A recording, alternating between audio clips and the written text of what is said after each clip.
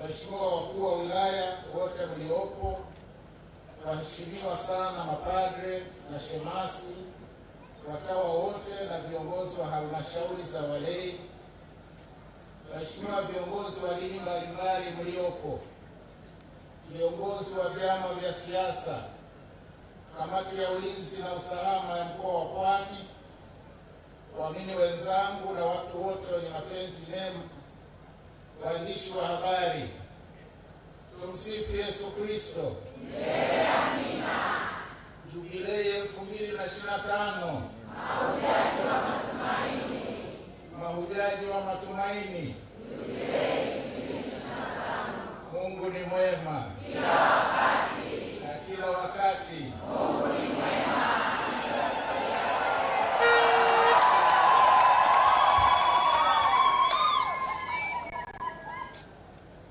Kanisa Katoliki Tanzania liko katika shamra za uzinduzi wa jimbo jipya la Bagamoyo ambao ulifanyika jana Jumamosi Mei 3, 2025, na hivi leo kusimikwa rasmi askofu wake wa kwanza Mhashamu Askofu Stefano Lameck Musomba, mtawa wa shirika la Mtakatifu Agustino.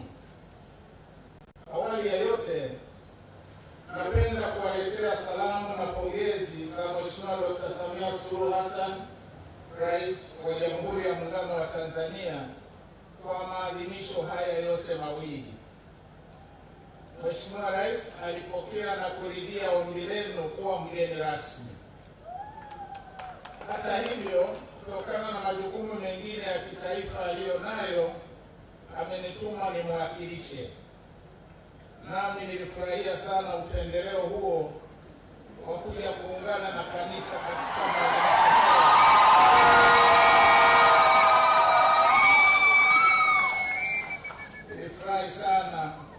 Nilifurahia sana upendeleo wa kuja kuungana na kanisa katika maadhimisho haya yenye baraka na furaha kubwa.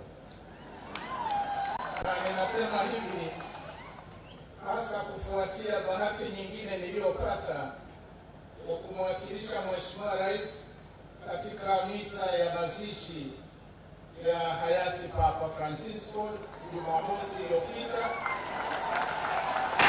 lakini pia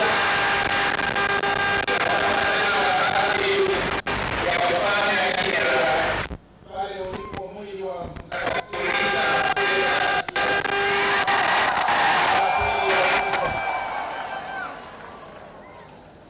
Mheshimiwa Rais Dr. Samia Suluhu Hassan anakupongeza sana Mhashamu Baba Askofu Musomba kwa kuteuliwa na hayati Papa Francisco kuwa askofu wa kwanza wa jimbo jipya la Bagamoyo na kwa kusimikwa rasmi katika nafasi hiyo siku ya leo. Aidha, Mheshimiwa Rais analipongeza Kanisa Katoliki kwa uzinduzi wa jimbo jipya, lakini pia nawapongeza waheshimiwa mapadre na watawa wote watakao hudumu katika jimbo hili jipya. Waheshimiwa maaskofu, mapadre, watawa na wageni waalikwa, nami naungana na Mheshimiwa Rais kuwapongeza wanajimbo la Bagamoyo kwa kupata jimbo na mchungaji mkuu. Na kama ambavyo imeelezwa, Bagamoyo imekuwa ndio mlango wa kuingia kwa imani ya Kikristo hapa nchini na maeneo mengine ya Afrika Mashariki na Afrika ya Kati. Na kwa historia yake, pengine Bagamoyo ilistahili kuwa jimbo muda mrefu uliopita. Lakini kama maandiko matakatifu yanavyosema, kila jambo na wakati wake. Ukisoma Mhubiri sura ile ya 3 aya ya 1 ya kwanza mpaka ya 8 utaona hivyo. Kwa hiyo tuzidi kumshukuru Mwenyezi Mungu kwa kuruhusu jambo hili litimie jana na leo katika mwaka huu wa Bwana. Lakini vile vile kwa namna ya pekee kabisa, nami naomba kukupongeza sana Mhashamu Askofu Musomba kwa kusimikwa kuwa askofu wa kwanza wa jimbo jipya la Bagamoyo. Na jukumu hili la kichungaji la kulea jimbo Katoliki la Bagamoyo ni kubwa, lakini aliyekuita katika utume na uinjilishaji atakuwezesha kulitimiza kusudi la wito wako katika Kristo Yesu. Tunasoma katika waraka wa Waebrania sura ya 5 aya ya 4, inasema, na hapana mtu ajitwaliaye mwenyewe heshima hii ila yeye aitwaye na Mungu kama vile Haruni. Kwa hiyo vivyo hivyo nawapongeza wanajimbo la Bagamoyo kwa kumpata Mhashamu Baba Askofu Musomba kama kiongozi mkuu. Matumaini yangu kuwa mtampatia ushirikiano wa kutosha pamoja na kumwombea kwa Mwenyezi Mungu ili aendelee kuwaongoza vema, lakini pia hakikisha kulitegemeza jimbo lenu. Wahashamu maaskofu, mapadre, watawa na wageni waalikwa, uamuzi wa Baba Mtakatifu Francisco kuunda jimbo hili jipya sio tu umeipa Bagamoyo hadhi, lakini pia umesogeza huduma za kichungaji kwa waamini na bila shaka kusogeza kwa huduma za kichungaji kutaongeza pia upatikanaji wa huduma za kijamii zinazotolewa na kanisa. Kwa niaba ya Mheshimiwa Rais, napenda kuhakikishia waamini wa Jimbo Katoliki la Bagamoyo na Watanzania wote kuwa serikali inathamini sana mchango mkubwa wa Kanisa Katoliki na madhehebu mengine ya dini katika kuimarisha upatikanaji wa huduma mbalimbali za jamii na hususan afya na elimu. Aidha, serikali itaendelea kutoa ushirikiano kwa viongozi wa dini na taasisi zake ili waweze kutekeleza majukumu yao ya kuhudumia umma wa Watanzania.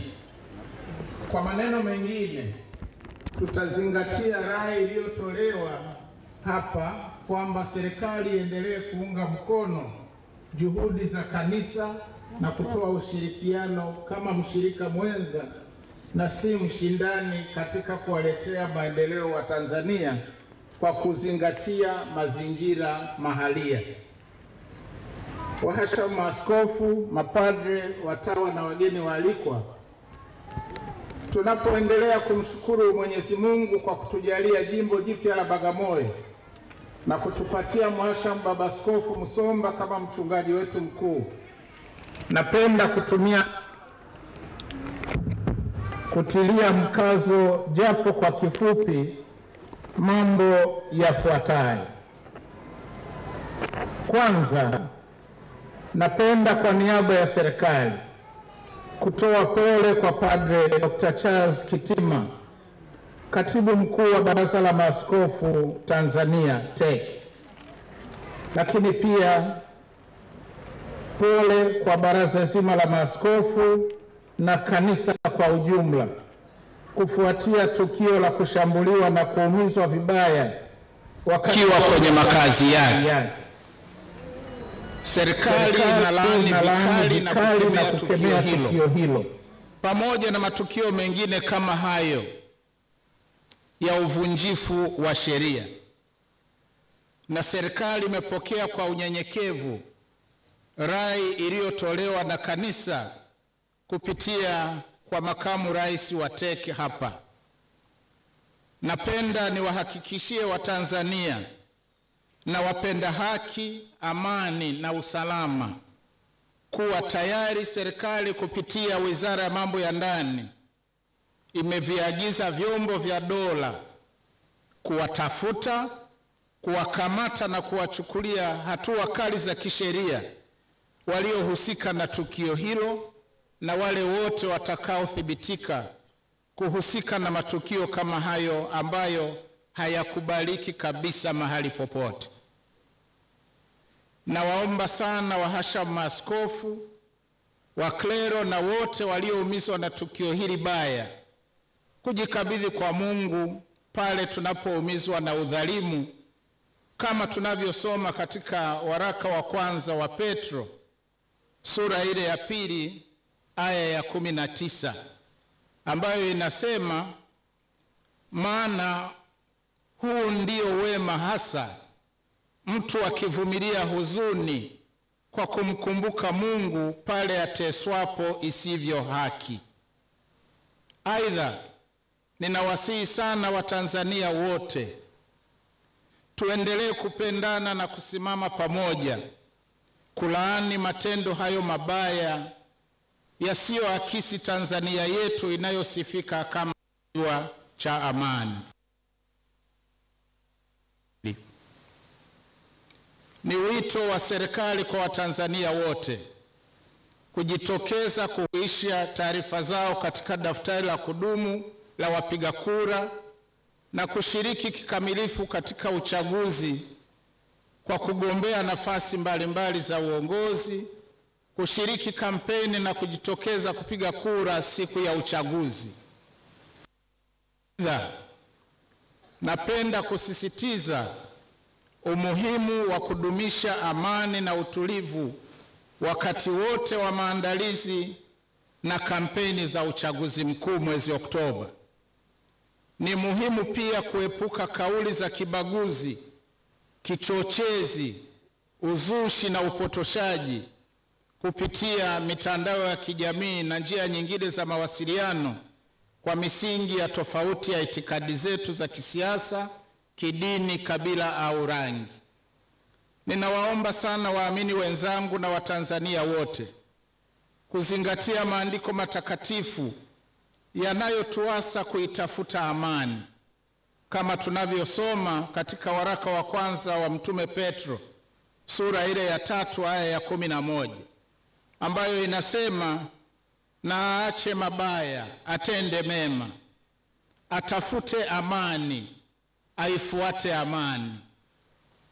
Na katika hili tujitahidi pia kujizuia, na hasa kuzuia ndimi zetu, kama tunavyoelekezwa katika waraka wa Yakobo sura ile ya 1 aya ya 19 mpaka 20, ambayo inatuelekeza kwamba hayo mnajua, ndugu zangu wapenzi, basi kila mtu na awe mwepesi wa kusikia, bali si mwepesi wa kusema wala kukasirika, kwa maana hasira ya mwanadamu haitendi haki ya Mungu. Tukumbuke kwamba amani yetu haina mbadala, na hivyo ni wajibu wetu sote kulinda amani na utulivu wa nchi yetu. Ninapenda kuwaasa vijana kutokubali kutumiwa na wanasiasa wenye uchu wa madaraka walio tayari kuwatumia kuchochea vurugu wakati wa uchaguzi kwa manufaa yao wenyewe. Napenda pia kuwasisitiza watendaji serikalini kutenda haki katika utekelezaji wa majukumu waliokabidhiwa. Lakini vile vile ni muhimu kuendelea kuliombea taifa letu kwa Mwenyezi Mungu ili liwe na amani na utulivu, na hasa mwaka huu tunapoelekea kwenye uchaguzi mkuu wa rais, wa bunge na madiwani. Washa maaskofu, mapadre, watawa na wageni waalikwa, napongeza homilia nzuri sana iliyosheheni mafundisho ya msingi kwetu sote. Lakini pia nimepokea risala ya kanisa iliyosomwa mbele yetu na Mhashamu Askofu Lazarus Msimbe wa Jimbo Katoliki la Morogoro. Nimepokea ombi mahususi la kanisa la kurejeshewa ardhi ya bodi ya wadhamini ya Kanisa Katoliki Jimbo la Morogoro, ambao sasa ni sehemu ya Jimbo Jipya la Bagamoyo, ambayo kwa sasa ni sehemu ya chuo cha ADEM. Kwa kuwa madai haya yamekuwepo kwa muda mrefu, ni wakati mwafaka sasa yakapatiwa ufumbuzi wa kudumu. Na kwa ajili hiyo, ninamwelekeza Waziri wa Elimu, Sayansi na Teknolojia aunde timu maalum itakayoshirikisha wataalamu kutoka wizara yake ya Elimu, Sayansi na Teknolojia Wizara ya Ardhi, Nyumba na Maendeleo ya Makazi na Ofisi ya Rais, Tawala za Mikoa na Serikali za Mitaa, ili wakae mezani na uongozi wa Kanisa Katoliki Jimbo la Bagamoyo ili kujadili na kutoa mapendekezo ya namna ya kufikia ufumbuzi wa swala hili. Aidha, taarifa ya timu hiyo ya pamoja iwasilishwe serikalini mapema iwezekanavyo kwa ajili ya uamuzi. Mwisho,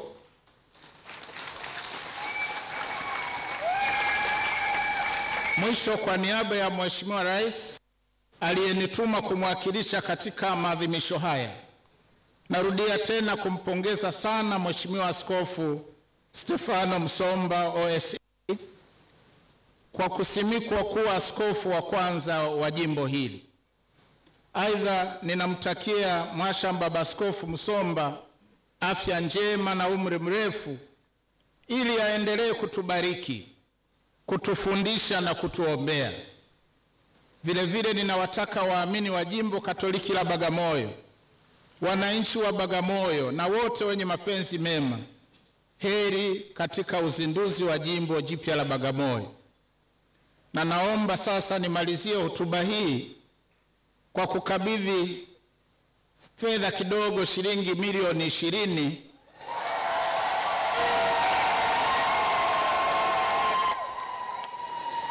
ambazo Mheshimiwa Rais amenituma nimkabidhi Baba Askofu Msomba kwa ajili ya mafuta ya gari ya kuanzia ziara zake za kichungaji